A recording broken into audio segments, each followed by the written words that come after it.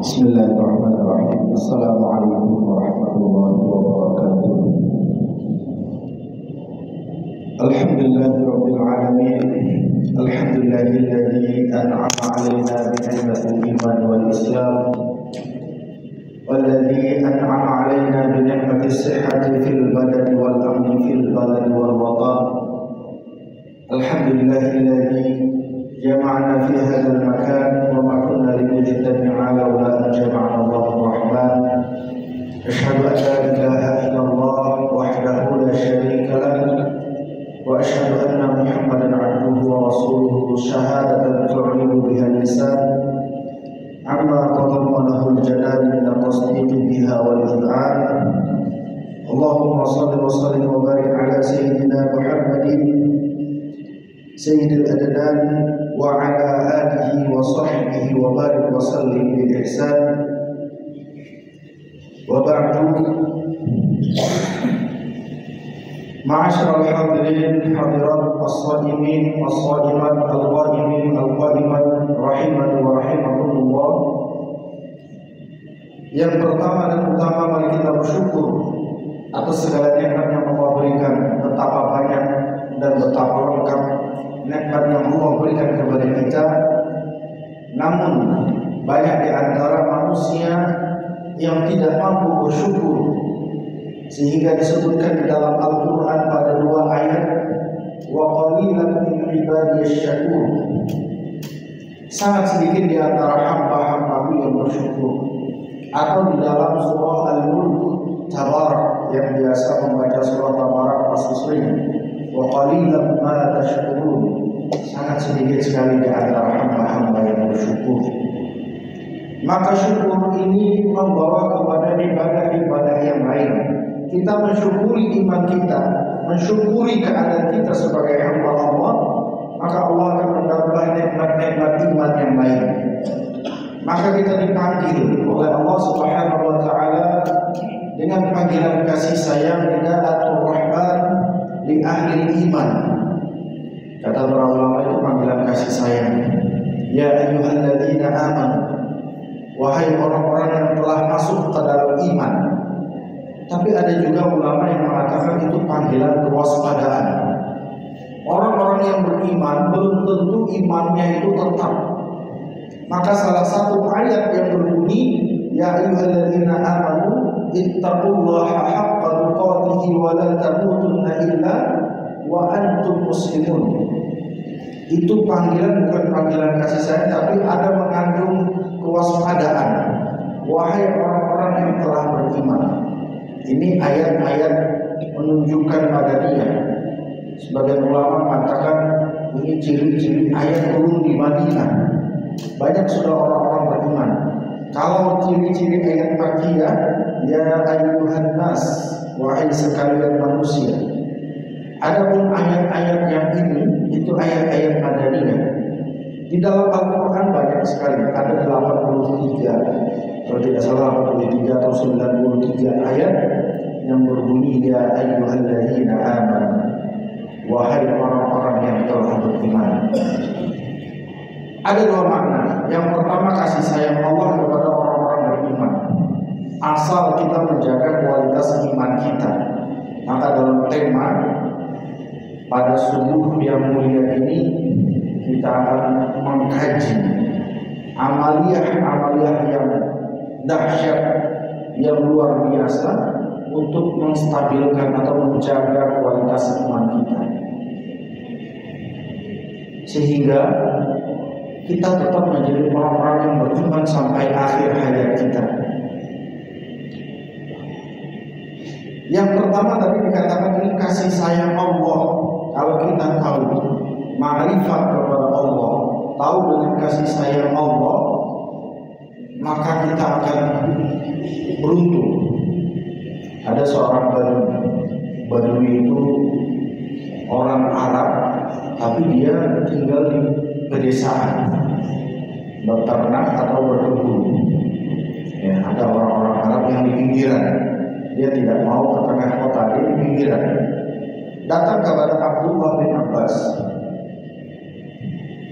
Kata laki-laki tadi, wahai Abdullah bin Abbas, Maliki Yaumiddin, penguasa dan raja di hari kiamat. Yang menentukan pengadilan itu siapa? Kata Abdullah bin Abbas, Allah Subhanahu wa Ta'ala dengan kebesaran, kekuasaan dan keagungannya dan maha perkasa Allah. Lalu orang Badui tadi tersenyum bahagia. Kalau Allah yang mengadili, aku tenang, karena kasih sayang Allah melebihi daripada sifat murka dan dosa dan azabnya. Nah, itu namanya kasih sayang. Abdullah bin Abbas terkejut. Kok kamu tahu? Ada seorang anak, kemudian anak tersebut mencuri barang ibunya. Setelah dia mencuri, dia terjatuh dan sakit, dan sakitnya parah. Ditangkap sama ibunya, kira-kira dipukulin atau diobatin. Kata Abdullah bin Abbas, namanya seorang ibu melihat anak, walaupun tadi dia berbuat kesalahan, yang jelas diobati dulu, baru dipukulin lagi. Ya. Tapi kasih sayang Allah itu melebihi daripada kasih sayang orang tua. Maka aku yakin kasih sayang Allah akan melebihi daripada azabnya. Dan kasih sayang Allah mendahului daripada murkanya. Kalau kita yakin dan kita makrifat kepada Allah Subhanahu wa Ta'ala. Ini orang Badui kampung, tapi dia makrifat, dia yakin kepada Allah, maka dia tenang hidupnya. Kalau kita, keyakinan kita, keimanan kita, maka kata para ulama, al-imanu yatarattabu bimanfaati bil iman. Iman itu bertingkat-tingkat sesuai dengan golongan-golongan keimanan seseorang. Maka di dalam surah At-Takasur disebut dengan ainul yakin, disebut dengan haqqul yakin, disebut dengan satu lagi apa? Summa la tus'alun, haqqul yakin, ainul yakin, satu lagi. Lupa ya. Ada 3. Yakin itu 3 tingkatan. Yang pertama membenarkan, yang kedua membenarkan dan merasakan, yang ketiga membenarkan, merasakan dan tahu akibatnya. Nah, itu namanya haqqul yakin. Kalau kita selama ini kan dapat pahala puasa sekian, di surga nanti sekian, nah, itu namanya baru yakin, sekedar tahu saja. Ilmu yakin, ilmunya tahu, tapi hanya sekedar ilmu saja, belum pernah melihat. Maka dianjurkan kita sering-seringlah melihat orang yang sakit, sering-seringlah mengantar ke kubur, sering-seringlah melihat hal-hal yang membuat kita ainul yakin. Mata kita sudah melihat. Kata guru tauhid dulu mengajarkan, kamu percaya kan di sana itu ada air? Kata guru, saya tadi melihat ada air, ada sungai di sana. Lalu kata murid-muridnya, guru yang cerita kami percaya. Itu namanya ilmu yakin. Al-Quran berbicara seperti itu, namanya ilmu yakin. Kita tahu ilmunya dan yakin. Belum ainul yakin, belum melihat. Tapi ada orang yang belum mati tapi sudah melihat, ainul yakin. Ada juga orang yang haqqul yakin. Luar biasa keyakinan dan keimanan. Maka iman itu bertingkat-tingkat. Lalu kembali ke tema yang kita akan baca pada kesempatan yang mulia ini. Meningkatkan iman itu seperti apa? Dan iman kan naik turun kata Rasulullah. Al-imanu qaulun wa amalun yazid wa yanqus. Iman itu ucapan, perkataan, perbuatan, kadang naik, kadang turun. Kata para ulama lain itu imannya orang yang soleh stabil, naik turun itu aja. Kalau imannya orang awam, masuk keluar, innama yadkhulu wa yakhruj, masuk keluar, yakin tidak yakin, yakin tidak yakin. Kata Al-Imam Al-Ghazali, beliau katakan yazidu bil ta'ati wa yanqusu bil ma'asi. Iman kita itu akan meningkat dengan ketaatan. Kita puasa akan meningkat, kita berzikir akan meningkat, kita membaca Quran akan meningkat, duduk di majelis ilmu, bertambah ilmu, meningkatlah iman kita. Datang bulan suci Ramadan, dosa kita diampuni, bertambahlah keimanan.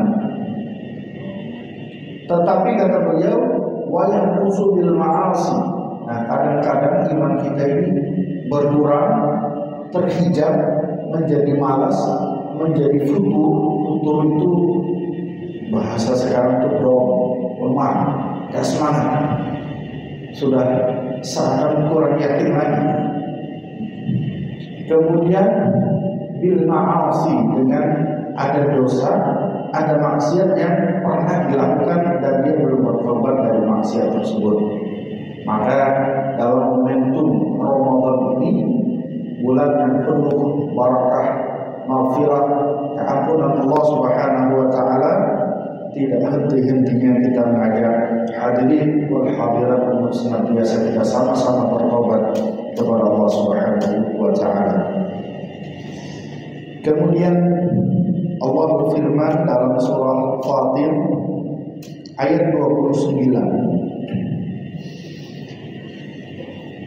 Innal ladzina yatluna kitaballah wa aqamus shalah wa anfaqu mimma razaqnahum sirran wa 'alaniyah ulaika yarjuna tijaratan lan tabur. Ini amalan Allah Subhanahu wa taala memerintahkan kepada kita yang kita ingin iman kita stabil bahkan meningkat. Karena di dalam surah Al-Anfal itu kan disebutkan alladzina amanu, surah Al-Anfal ayat 2. Surah Al-Anfal ayat 2. Innamal mu'minuna alladzina idza dzukira Allah wajilat qulubuhum wa idza tuliyat 'alaihim ayatuhu zadatuhum imanan wa 'ala rabbihim yatawakkalun. Zadatuhum, bertambahlah keimanan mereka. Dibacakan ayat-ayat Al-Quran, kalau tidak tersentuh hati kita mendengar bacaan Al-Quran, berarti ada masalah. Kadang-kadang kita lewat sebuah rumah, ada orang yang terang ngaji, kita datang ke masjid, dengar bacaan imam Al-Qurannya seperti apa, kalau tidak tersentuh hati kita, itu bahaya. Yang dimaksud dengan yatluna kitab Allah atau tuliyat alaihim ayat itu seperti apa? Kalau membaca Al-Quran, kalau iman itu bertingkat-tingkat, ternyata ibadahnya juga bertingkat-tingkat. Maka dalam kualitas Ramadan, tentunya dengan ilmu-ilmu pengetahuan, kita tidak hanya berdiri di situ-situ saja. Harus ada perubahan, harus ada peningkatan, harus ada kualitas dan kuantitas kita meningkat. Kalau membaca Al-Quran, ada tingkatan, setiap tingkatan itu pasti hebat. Alladzina yaqra'una al-Qur'an wa yatata'attaru fihi. Orang yang membaca Al-Quran tidak lancar, mohon maaf, terulang-ulang, terputus-putus, tertatih-tatih, enggak lancar. Kalau anak-anak sekarang baca Quran satu hari 1 juz, kalau kita ya 1 lembar saja berat sekali. Falahu ajran, kata Rasulullah itu bukan sepele, itu 2 pahala dia dapatkan. Itu luar biasa. Wal mahir bil Quran ma'as safaratil kiramil barara. Orang yang mahir membaca Al-Quran itu bersama orang-orang yang mulia. Para nabi dan rasul itu satu level, para orang-orang mati syahid, kemudian para ulama al-amilin, al-qurra wal mufassirin itu satu tingkatan kalau bacanya lancar. Tetapi dalam ayat ini ada tingkatan yang lebih daripada itu, yaitu namanya talil Quran, membacanya dengan tilawatul Quran, tilawah, berbeda dengan qiraah. Ya, walaupun secara bahasa sama, membaca Quran sama. Sudah para tafsir alladzina yatluna kitabullah bimakna yaqra'una al-Quran sama. Tetapi ada ulama yang beda. Kalau yang yatluna kitabullah berarti bacaan Al-Qur'annya sudah benar. Pengucapan setiap hurufnya sudah benar. Tajwidnya sudah benar. Kemudian nada dan semuanya sudah benar. Tahsin dan tajwidnya sudah benar. Itu namanya yatluna kitabullah. Kemudian dia sedikit paham dan mulai memahami apa yang dia baca. Itu tingkatan yang terbaik kalau bisa. Tapi Pak Ustaz, baca Al-Quran itu kan susah, harus belajar. Nah, orang yang belajar itu termasuk dalam yang seluruh kita Allah. Tapi kan lidah kita kan lidah kaku, lidah orang Asia. Bapak kira lidah orang Asia itu kaku, lidah orang Arab itu lebih kaku. Makanya dalam Arab itu ada istilah lahjah, ada istilah dialektika orang-orang Arab dalam membaca Al-Quran. Ada orang baca Al-Quran miring terus, ada orang baca Al-Quran hurufnya terubah-ubah. Makanya orang Mesir itu kalau baca jin itu gin. Kata mereka masjid. Dan orang awam Mesir itu jarang bisa menyebut kata masjid, dan huruf jim itu tidak ada di Mesir. Disuruh baca Quran, ya terpaksa dia merubah kebiasaan lidah mereka, juga berat. Bahkan sampai jadi imam pun kadang-kadang jim terbaca gim. Ada seperti itu. Tapi dia masih belajar, makanya dimaksud dengan yatluna kitabullah. Tapi Pak Ustaz, saya membaca Quran terus, mempelajari maknanya terus, kemudian nampaknya belajar itu ya sekali seminggu atau seminggu cuma waktu dua kali. Ada kiat yang baik itu membangun generasi Qurani itu sama.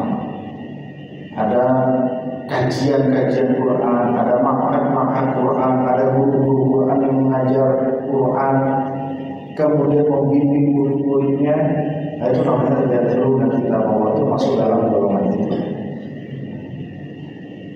Maka amalan yang mulia, yang dahsyat, yang bisa meningkatkan kualitas iman kita bisa stabil itu dengan membaca Al-Quran, dengan bacaan tilawah, nggak terburu-buru, bunyi hurufnya benar, nafasnya juga benar, di mana dia berhenti, wakafnya benar, di mana dia memulai lagi, ibtidanya benar. Wakaf dan ibtidah itu ada aturan dalam baca Quran. Sampai sedemikian. Makanya kan ada Al-Quran sekarang warna-warni, tajwid dan lain sebagainya, itu memudahkan. Kalau dulu memang Al-Quran itu titiknya saja nggak ada, apalagi baris harakat A-I-U-nya itu nggak ada. Itu dulu. Dan Quran pun tidak ada ditulis kecuali di beberapa lembaran lapak kurma, itu lampu-lampu onta, ditulis di zaman Abu Bakar. Kemudian disempurnakan di zaman Utsman, maka dikenal dengan Mushaf Utsman. Kemudian di zaman Abdul Aswad Ad-Du'ali baru disempurnakan ini ayat pertama, ayat kedua, ayat ketiga. Itu namanya ijtihad ulama. Jadi kalau di zaman Rasul tidak seperti ini, tetapi orang-orang di zaman Rasul itu belajarnya langsung. Itu yang pertama. Yang kedua, wa aqamus shalah, meningkatkan atau amalan yang luar biasa untuk stabilitas keimanan kita, agar iman kita bisa meningkat dan bertambah. Itu namanya iqamus shalah.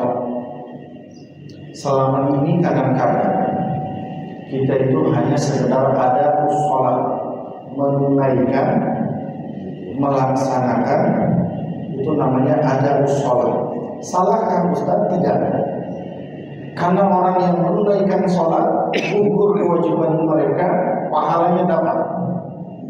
Tetapi yang dikehendaki Al-Quran itu bukan sekadar itu. Dia membangun sholat. Gimana caranya membangun sholat itu? Membangun dari ujung kaki sampai ujung kepala, membangun dari tidur sampai bangun tidur dan tidur kembali, itu namanya iqamus sholat. Sholat itu dipraktekkan dalam kehidupan keseharian, dalam kehidupan dia pribadi, berumah tangga dan bermasyarakat. Oh, ini panjang ceritanya. Maka bagaimana caranya? Ya, salah satu caranya menunaikan sholat dengan sempurna. Kita takbir gerakannya seperti apa yang benar, ada gurunya. Misal takbir seperti ini, ada takbir seperti ini. Ada riwayat-riwayat hadis yang berbeda-beda. Kalau saya belajar takbir itu seperti ini, sejajar dengan telinga. Karena hadis yang sampai pada kita seperti itu. Kenapa harus berbeda-beda? Yang melihat saat Rasulullah sholat kan sahabatnya beda-beda. Ada yang dari kiri, ada yang dari kanan, ada yang dari belakang. Sehingga hadis yang mereka sampaikan mungkin berbeda-beda juga. Dan perbedaan itu bukan menjadi pangkal perpecahan kita. Sehingga ada orang yang bilang Allahu Akbar, Allahu Akbar, dan Allahu Akbar. Meletakkan tangan pun berbeda-beda. Ada yang saya belajar seperti ini, ada yang seperti ini, ada yang di bawah ini, ada yang di atas ini. Kayak gitu. Sehingga kalau belajar sholat itu yang sempurna, ada gurunya, prakteknya seperti apa, bacaan yang benar seperti apa, makna yang benar dari bacaan itu seperti apa, harus paham kita. Ya, selama ini kan belajarnya kita benar, menunaikannya sudah benar, tetapi belum sempurna.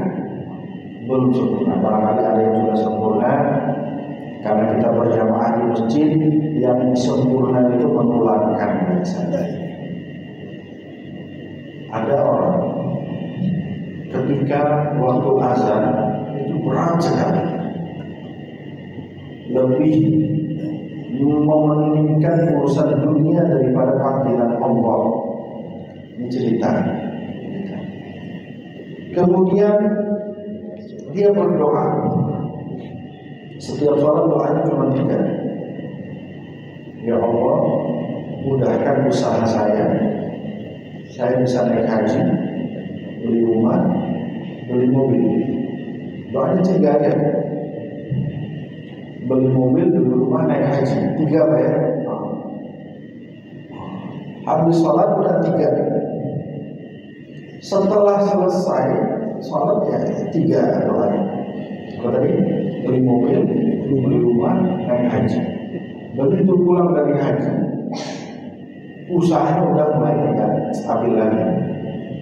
Kan doanya cuma 3, ya Allah mudahkan usaha saya untuk beli mobil, beli rumah, naik haji. Sudah tertuntas 3 doanya tadi. Akhirnya usahanya bangkrut. Rumah terjual, mobil terjual. Kalau bisa haji dijual, jual juga. Lalu dia protes, datang lagi Ustaz, kok doa saya dikabulkan, tetapi gara-gara dikabulkan itu saya kok gelisah. Ada apa? Ternyata doa-doa yang lain dia tidak paham. ihdinas siratal mustaqim, dia tidak paham. Rabbi firli warhamni wajburni warfa'ni warzuqni wahdini wa'afini wa'fu anni, dia tidak paham. Subhana rabbiyal a'la wa bihamdi, dia tidak paham. Apa namanya? Allahu akbar kabira atau Allahumma ba'id bain, doa iftitah, dia tidak paham. Lalu sama Pak Ustaz dikasih amalan satu, nggak usah panjang-panjang. Bapak kalau sholat dari takbir sampai assalamualaikum lupa gak apa-apa, cuman ingat satu aja. Begitu Bapak duduk antara dua sujud, Rabbi firli, ya Allah ampuni aku, warhamni, sayangi aku. Udah dua aja ingat. Yang lain Bapak gak tahu dulu gak apa-apa. Aku itu Ustaz. Ya, karena Allah akan menyayangi Bapak. Selama ini Bapak meminta dan Allah tidak menyayangi, seakan-akan tidak menyayangi, karena Bapak meminta tapi apa yang Bapak minta tidak paham. Sehingga ya hidup kita ya seperti ini. Lalu amalan tadi rupanya sama si Bapak itu diamalkan. Pulang praktek deh, Allahu Akbar, gak tahu doa iftitah, gak paham Al-Fatihah, gak paham baca ayat, apalagi gak paham rukuk sujud. Begitu Rabbi firli, lupa apa tadi ya, Rabbi firli warhamni, cepat-cepat dia selesaikan salam, baca lagi apa tadi, Rabbi firli, ya Allah ampuni aku, warhamni, ya Allah sayangi aku. Kembali dia praktek salam dari Allahu Akbar. Ini cerita Ustaz yang menceritakan ke saya. Kejadian di Kaltim. Begitu dia Rabbi firli warhamni sudah mulai masuk dan enak, praktek lagi, sholat lagi dan sholat lagi dan sholat lagi. Penasaran dia. Saya udah bisa mengamalkan dua Rabbi firli warhamni, saya mau sisanya. Begitu dikasih tahu sisanya, Masya Allah menangis dia. Selama ini aku meminta kesempurnaan nikmat kepada Allah, tetapi aku gak paham doa tadi. Makanya Allah tidak memberikan kesempurnaan nikmat. Wajibuni misalnya, cukupkan segala kebutuhanku ya Allah, sehingga gak pernah kurang. Warfa'ni, derajatku tinggikan, tidak ada yang meremehkan lagi. Wahdini, beri aku petunjuk, hidayah, ilmu, pengetahuan, sehingga kalau belajar itu pasti dapat dan bisa diamalkan. Pasti dapat ilmu, pengetahuan, dapat hidayah, dapat keterangan Al-Quran, ilmu-ilmu agama yang bermanfaat. Selama ini orang khotib ya paling sekedar 1-2 menit kita paham, sisanya tidak paham. Hari ini dari awal sampai akhir saya paham. Itu dapat hidayah namanya. Jadi luar biasa salat yang dia lakukan, lalu dia praktekkan lagi, dipraktekkan lagi. Masalah besar hakikat rukuk dan sujud itu seperti apa? Bacaan itu Subhana rabbiyal a'la wa bihamdi. Itu tauhid yang paling dalam, pengakuan seorang hamba menundukkan kepalanya di hadapan keagungan Allah Subhanahu wa taala yang maha tinggi. Tidak ada yang lebih mulia, tidak ada yang lebih tinggi, tidak ada yang lebih punya kepentingan kecuali Allah Subhanahu wa taala. Semua kita tinggalkan, kita lepas. Jadi dalam salat kita tidak memikirkan dunia lagi. A'la paling tinggi, maka kepala yang paling pintar di bawah. Yang paling tinggi apa dalam sujud itu? Justru pantat kita, ya kan? Pantat kita itu secara gerakan. Kata orang non-muslim, kenapa pantat lebih tinggi daripada kepala? Ya, kalau kita kan tidak tahu, Allah menyuruh seperti itu, kita laksanakan. Ada juga yang mengatakan kalau kepala lebih rendah, itu aliran darah ke otak itu lebih mengalir. Nah, kita juga tidak paham. Yang jelas Allah dalam sujud kita betul-betul merendahkan serendah-rendahnya.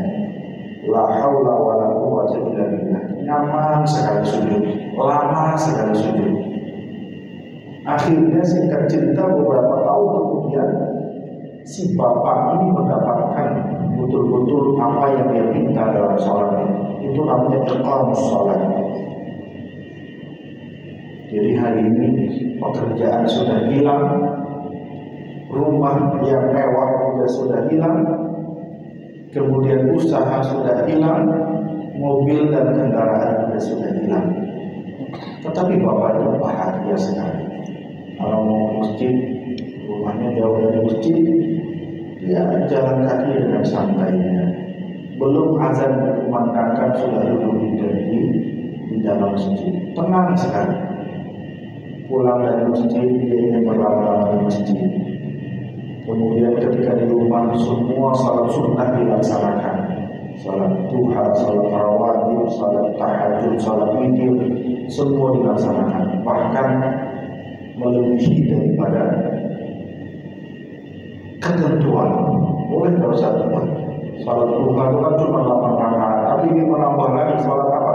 Boleh salat hajat, boleh salat taubah, boleh salat wudu, salat sunnah mutlak, nggak ada apa-apanya boleh. Kan salat tahajud itu kan 8 rakaat, boleh nggak lebih?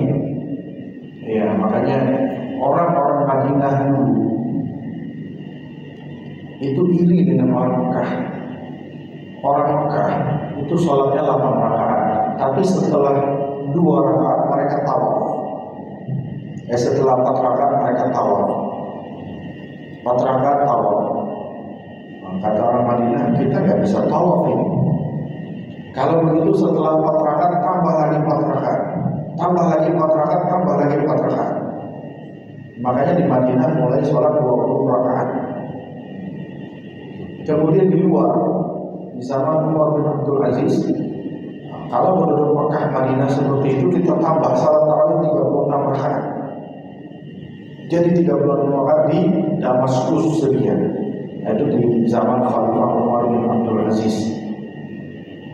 Kalau kita ya cukup lah ya, segini aja. Kecuali nanti sama-sama iman kita kuat, kita mencari salat qiyamul lail. Imamnya paling panjang kita cari. Kalau sekarang, karena kualitas kita, kadang-kadang imam panjang sedikit saja diprotes. Karena saya jarang jadi imam, dan ada teman saya jadi imam diprotes. Pak Ustaz kalau jadi imam saya ingat di Masjidil Haram, panjang sekali. Tapi kalau bisa jangan seperti Ustaz, karena di sini bukan Masjidil Haram. Jadi dulu SMS-nya seperti itu. Menyinggung Ustaz supaya jangan lama-lama jadi imam. Jadi orang-orang yang meningkat kualitas ibadah sholatnya, dia ingin berlama-lama sujud, dia ingin berlama-lama sholat, dia ingin menambah sholat. Boleh kita menambah sholat? Boleh. Saya di masjid kami cuma 20 rakaat, tambah lagi di rumah. Saya di masjid kami 8 rakaat, tambah lagi.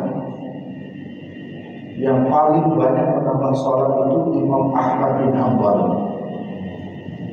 Itu dari Isya sampai sahur. Murid-muridnya Imam Syafi'i juga sama. Kunna nusalli as-subha bi wudu'il isya. Kami itu kalau salat subuh itu dengan wudu salat isya. Dari wudu salat isya sampai salat subuh itu wudunya satu. Kemudian hatta nada ul aswa amalana. Kata mereka, iman kami kuat, kaki kami tidak kuat. Iman kuat, kaki tidak kuat. Sampai masing-masing kami punya tongkat. Kalau kaki tidak kuat, udah sadar tegakkan. Iman kuat tapi kaki tidak kuat. Kalau kita kan sebaliknya, kita mungkin saya kaki kuat, iman yang tidak kuat. Buktinya apa Pak? Kalau main futsal, saya itu sanggup 2 babak sanggup futsal. Itu bukan berdiri tapi berlari mengejar bola. Tapi kalau sholat tarawih, Salat satu kali 30 menit atau 2 kali 30 menit. Tapi kalau salat tarawih, nah itu namanya kita terbalik. Kaki kuat, iman tidak kuat. Nah, maka kualitas salat kita itu menentukan kualitas. Kalau salat kita itu berkualitas, maka kita ingin salat terus. Ingin salat terus dan ingin salat terus. Semua salat sudah kita lakukan. Yang tadi saya cerita itu suami istri yang punya doa ketika sholat, ya doanya setelah selesai sholat, ya Allah berikan usaha kami yang lancar, kemudian bisa beli mobil, beli rumah dan naik haji, amin. Kabul doanya, tapi masalah setelah kabul doanya, ya Allah, kata Allah sudah saya kabulkan tidak hajar kamu. Mobil sudah ada, rumah sudah ada, naik haji sudah, pulang dari haji kerasa. Maka dia bertobat dan ternyata selama ini kita hanya menunaikan sholat, kita hanya melaksanakan sholat, tetapi kita belum mendirikan sholat. Sang istri juga alhamdulillah dari maghrib sampai isya itu sejadah tidak bisa diganggu. Sang bapak kalau udah mau ke masjid itu nggak bisa diganggu, ya, kecuali ada tamu. Kalau ditanya Pak, Ibu dapat penghasilan dari mana? Alhamdulillah Pak Ustaz. Anak saya yang pertama dapat berkah, menikah. Anak yang kedua saya alhamdulillah sudah dapat pekerjaan. Anak yang ketiga alhamdulillah juga sudah menikah, dapat pekerjaan. Anak pertama menjamin istri air sudah dijamin semuanya. Anak kedua kasih makan beras lauk cukup. Anak ketiga kasih uang. Anak keempat kasih uang. Uangnya tidak terpakai. Anak apa? Seperti itu, uang tidak terpakai. Bingung saya. Kasih uang tidak bisa terpakai. Maka saya tidak tahu mau tanah suci untuk uang. Kalau kita nggak ada uang yang terpakai. Kalau beliau ya doa dan berdoa dan sholat. Itu. Dan yang ketiga, ini amalan yang super dahsyat. Yang pertama tadi membaca Quran, kita tingkatkan kualitas kita. Yang kedua adalah sholat, kita tingkatkan sholat kita menjadi sholat yang kita dirikan, sehingga dalam hidup kita tidak lain adalah sholat dan sholat dan sholat. Ingat sholat dan ingin rindu sholat. Mau jalan aja kita ingat, mau ke masjid mana nanti kita mampir. Mau sholat asar di mana, mau sholat zuhur di masjid mana. Itu kan saya sering dengar bapak-bapak jemaah dari sini. Kalau tanya kita sholat di mana, itu udah ada. Kualitas sholatnya sudah ada. Yang ketiga, wa anfaqu mimma razaqnahum sirran wa 'alaniyah yarjuna tijaratan lan tabur. Dan dia menginfakkan dari apa yang kami beri rezeki kepadanya, sirran wa 'alaniyah. Maksud sirran wa 'alaniyah ini kan terang-terangan atau sembunyi-sembunyi, diumumkan atau tidak, orang berterima kasih atau tidak, itu enggak masalah. Intinya apa? Intinya kita ikhlas. Ikhlas itu seperti membuang kotoran dalam badan kita. Kita lupa dan kita tidak pengen lagi kembali. Orang-orang yang sadar dalam hartanya ada hak orang lain, dalam hartanya ada hak-hak saudara-saudara kita, maka dia keluarkan dan dia tidak peduli diumumkan atau tidak, terima kasih atau tidak, dicaci pun tidak apa-apa, yang penting dia sudah ikhlas. Itu namanya sirra wa 'alaniyah, baik sembunyi-sembunyi ataupun terang-terang. Maka kata Allah, ulaika yarjuna tijaratan lan tabur.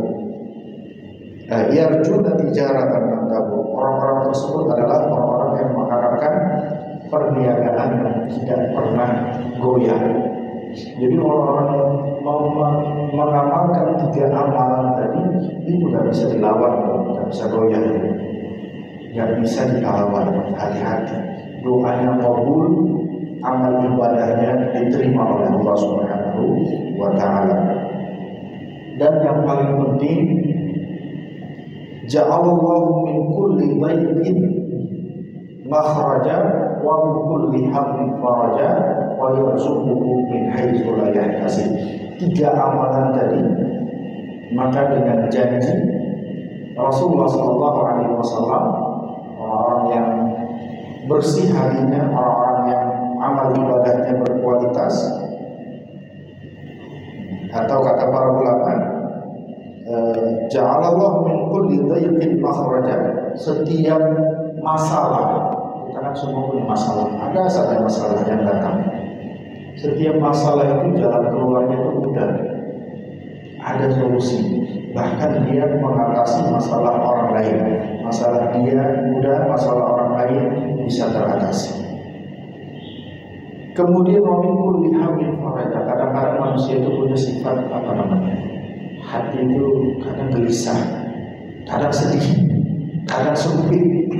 Maka dalam kesempitan hati, maka Allah memberikan kelapangan. Sempit hati itu kadang-kadang kita dihina, dicaci, kemudian kadang-kadang kita mendengar hal-hal yang tidak baik seputar kita, sakit hati kita.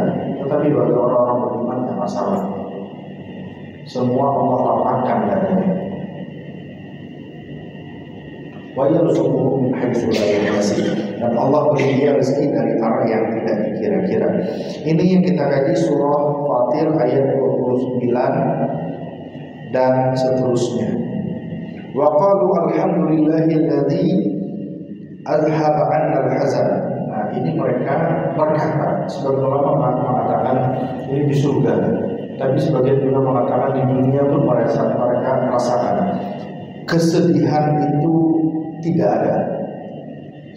Setiap di dunia tidak lain adalah syukur, nikmat, seakan-akan datang berkah bertubi-tubi padanya. Padahal kadang-kadang kita melihat itu bencana, tetapi dia melihat adalah sebuah anugerah dari Allah Subhanahu wa Ta'ala.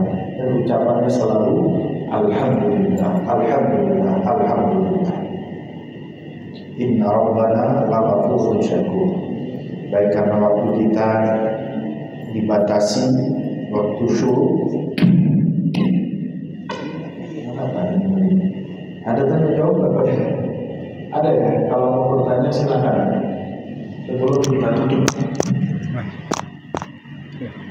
Jadi kiat-kiat atau amalia yang bisa meningkatkan kualitas iman kita. Saya terakhir, ya ayyuhalladzina amanu dalam ayat. Ustaz. Bismillahirrahmanirrahim. Assalamualaikum warahmatullahi wabarakatuh.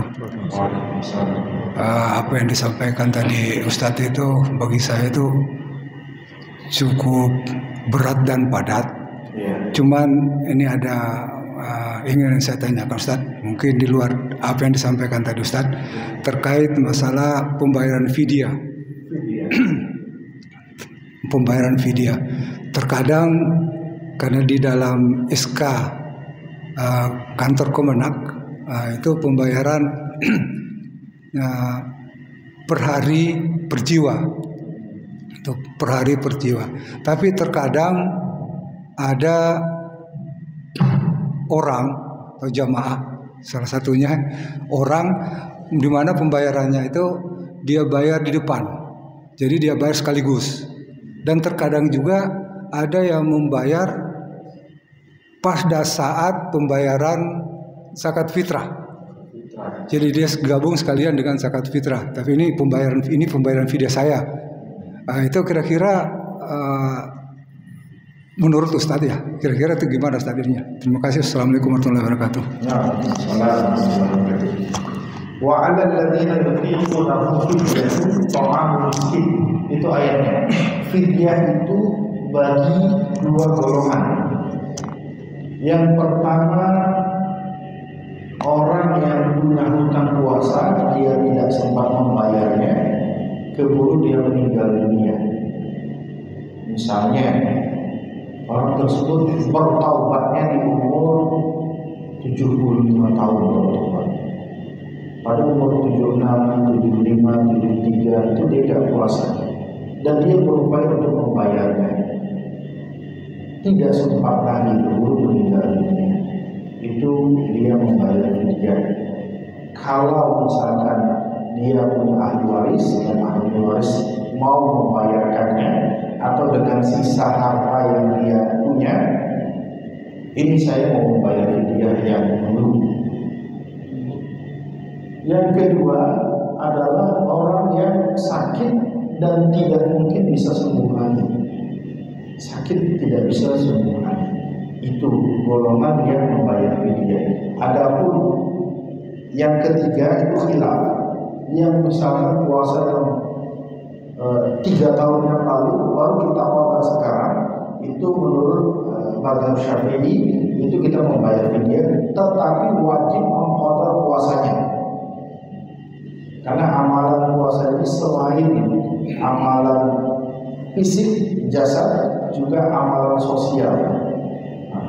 Nah, itu 3. Yang lain itu tidak berkewajiban membayar fidyah, tapi berkewajiban mengqadanya.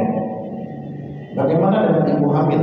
Ibu hamil tahun depan tidak hamil, bisa mengqada di tahun-tahun yang akan datang. Ya, kecuali tahun ini hamil, tahun berikutnya menyusui, hamil lagi menyusui, hamil lagi menyusui. Nah, itu tanyakan suaminya Pak ya. Ada kan orang hamil tahun ini, tahun depan menyusui, tahun depan hamil lagi, tahun depan menyusui, depan hamil lagi, menyusui lagi, hamil lagi, menyusui lagi. Itu tidak wajib bayar fidyah. Dia wajib mengqada di hari lain karena masih ada kesempatan. Adapun pertanyaan tadi, kapan dia berkewajiban membayar fidyah? Secepatnya, selama tidak mampu, boleh per hari. Misalnya hari ini bayar fidyah untuk hari ini. Jangan membayar fidyah yang dulu. Saya 1 bulan ini kan mampu puasa, saya bayar ini 1 bulan.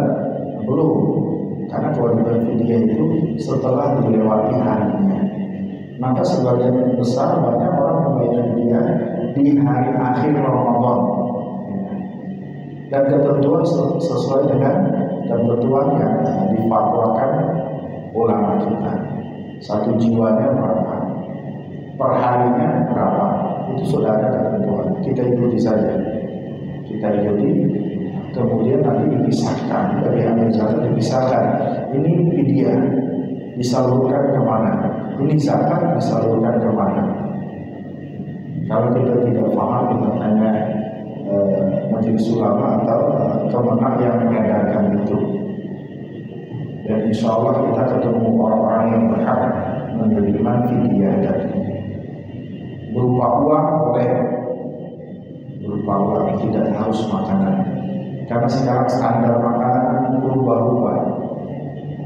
Kalau Arab kan kurma, karena menjadi makanan pokok. Kalau kita tidak bisa kurma.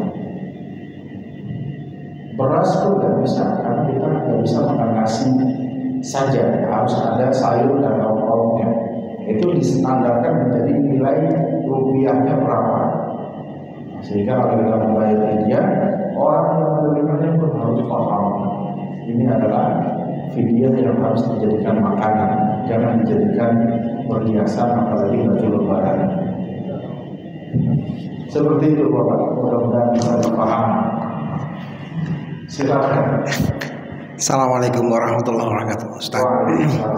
Menyambung apa yang disampaikan oleh Pak Muin tadi, mengenai fidyah juga ini. Saya 3 hari yang lalu sahabat saya meninggal dunia. Kemudian saya langsung mengingatkan, apakah betul tindakan saya ini, sampaikan kepada ahli waris melalui teman, tolong sampaikan kepada ahli waris supaya membayar fidyah 3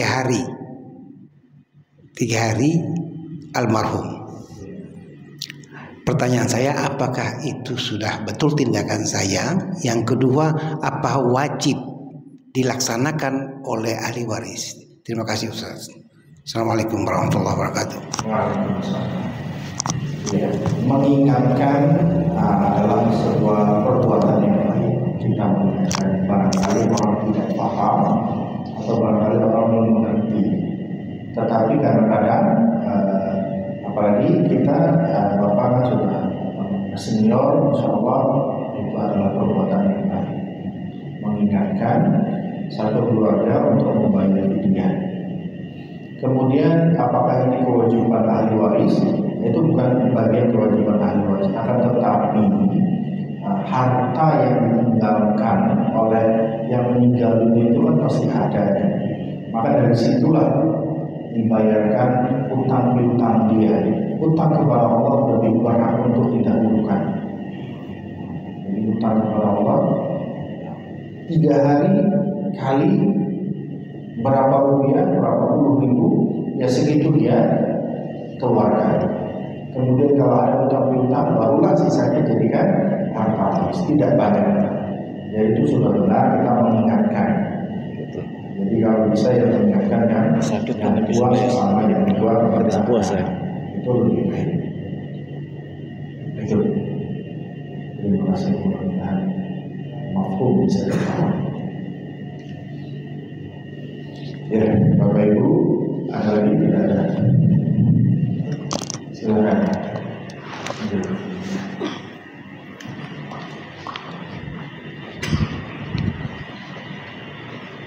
Ustaz. Assalamualaikum warahmatullahi wabarakatuh. Waalaikumsalam. Sehat Pak Ustadz ya? Sehat. Alhamdulillah. Tenis meja gimana? Masih jalan? Tenis meja? Alhamdulillah. Pak Ustadz, sedikit pertanyaan saya mengenai keutamaan pahala puasa ya Pak Ustadz. Karena terkadang kita mungkin membatalkan puasa karena mungkin sakit, pekerjaan berat, ataupun safar yang cukup jauh. Cuma karena pertimbangan keutamaan ibadah puasa, kadang-kadang kita bertahan untuk tetap puasa. Padahal misalkan karena kita sakit, atas nasihat dokter mungkin dikasih obat untuk dimakan setelah diminum setelah makan pagi, siang, dan sore.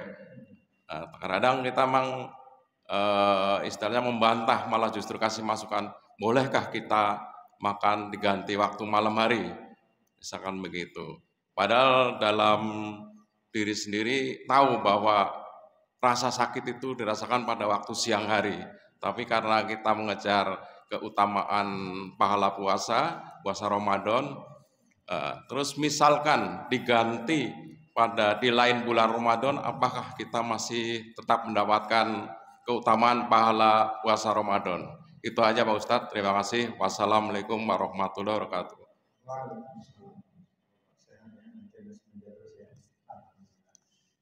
Jadi yang pertama, keringanan untuk tidak berpuasa disebutkan di dalam Al-Quran tadi. Kemudian ketika ditanya pilih mana? Pilih keringanan atau pilih keutamaan Ramadan? Ini pertanyaan yang dilematis dan jawabannya juga kondisional. Kata para ulama ada namanya fiqih aulawiyat.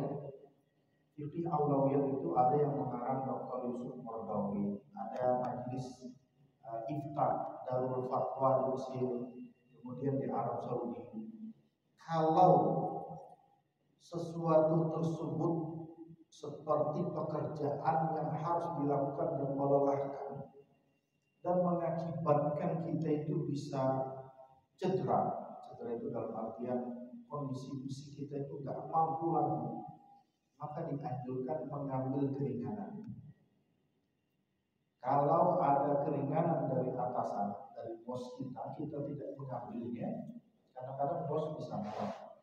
Makanya mazhab Syafi'i itu lebih sunnah kita mengqasar dan menjamak bagi yang safar, itu untuk sholat. Karena keringanan itu kalau tidak diambil, itu bisa jadi menghilangkan kasih sayang Allah, meringankan tapi tidak kita ambil. Nah, itu. Kemudian itu bagi pekerja keras. Kemudian bagi orang yang sakit, jika dia tidak minum obat penyakitnya tidak sembuh, maka aulawiyat lebih baik dia membatalkan puasanya. lebih baik karena kondisi fisik. Nah, kecuali bagi yang safar. Bagi yang safar, jika tidak memberatkan safarnya tersebut, karena safar dalam kondisi hari ini itu berbeda dengan safar dulu. Naik pesawat kemudian di ruang ber-AC tidak lapar dan tidak haus, maka kata para ulama lebih baik mengambil keutamaan Ramadan daripada berbuka. Kalau yang sakit lebih baik berbuka karena alasan kesembuhan dan minum obat. Bagi pekerja keras daripada merusak fisiknya, merusak kesehatan, lebih baik membatalkan. Tetapi bagi yang sabar, khusus di bagi yang sabar, lebih baik dia menyempurnakan puasanya. Walaupun boleh, tetapi lebih baik karena keutamaan Ramadan dan keutamaan berpuasa di bulan Ramadan. Lalu kalau kita ganti dengan hari lain, apakah sama? Tentu berbeda. Tentu berbeda. Ada orang yang ganti sholat, dia ketinggalan sholat di masjid, kemudian dia ganti 27 kali di rumah. Ditanya kepada Rasulullah, apakah sama? Enggak sama. Tetap lebih afdal sekali di masjid. Kemudian dia ganti 10 kali di luar Ramadan, tetap satu hari Ramadan lebih baik. Jadi gimana? Kalau bisa jangan sakit. Kalau bisa jangan kerja keras. Kalau bisa untuk kemuliaan Ramadan. Itu ya. Terima kasih. Itu yang menjawab saya baca di majelis-majelis fatwa atau fikih aulawiyat yang ditulis oleh para ulama. Jadi saya nggak ngarang-ngarang. Jadi itu jawaban mereka.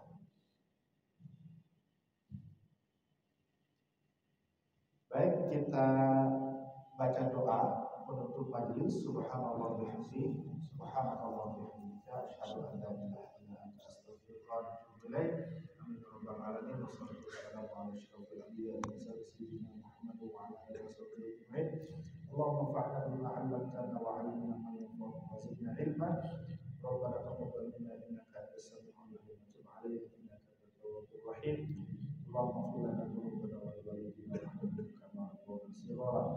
Sallallahu alaihi sayyidina Muhammadin wa ala alihi wasallam. Subhana rabbika rabbil izzati amma yasifun wa salamun ala mursalin walhamdulillahi rabbil alamin. Salah bilang mohon dimaafkan, salah kata dan salah ucap. Tadi Bapak Ibu dan masih bertanya sampai ini kan silakan namun menjadi kita dengan ucapan alhamdulillah rabbil alamin.